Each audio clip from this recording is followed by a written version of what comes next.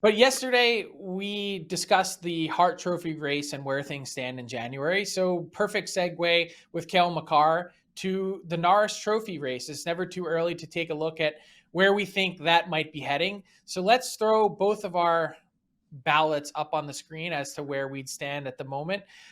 Mike, we both have Cale Makar in the number one spot. Probably not too much of a shock if you just listened to us rave about him for the last 2 minutes and 30 seconds. But there is certainly some difference here when it comes to the other guys that we have in the mix. The same five guys, just in a totally different order. Why did you go Mhm. with Roman Yossi at two? Well, I think a lot of it has to do with just his goal scoring ability. I mean, he's got 11 goals on the season, and yes, a lot of it has come in the power play. But I think that Nashville, especially last season coming into this year, they need rock. Needed somebody who had consistently been performing, and that's Roman Josi. I think that without him, the Predators are just a completely different team. He doesn't have the secondary support with Ryan Ellis there any longer. I think Josi is so valuable to his club. That's why I have him up in the number two spot.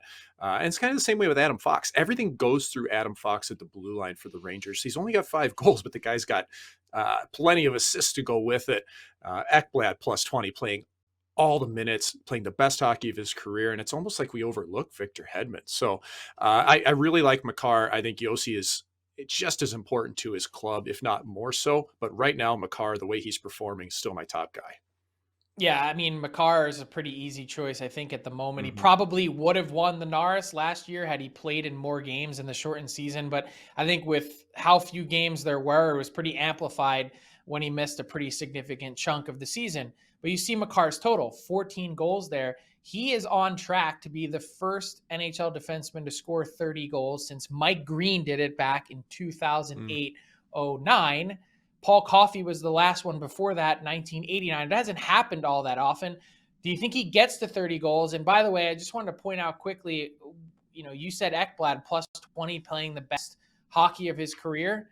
Well, Ekblad, eighth in time on ice this year, 25-18, best plus minus among those Norris candidates at plus 20, as you said, 9 goals. And here was the key for me. 17 of his 26 points this year for the Florida Panthers have been at even strength. Not to take anything away from anyone that produces on the power play, it's vitally important. But the fact that you're driving play at even strength is also a pretty strong consideration for me. Yes or no, Mike, does Cale Makar get to 30 goals? I think so. I really do. I think if he doesn't get there, he's only going to be one or two shy. But as we know, Frank, it all depends on the way the season plays out, injuries, COVID, all those types of things. If he's healthy, I think he does it.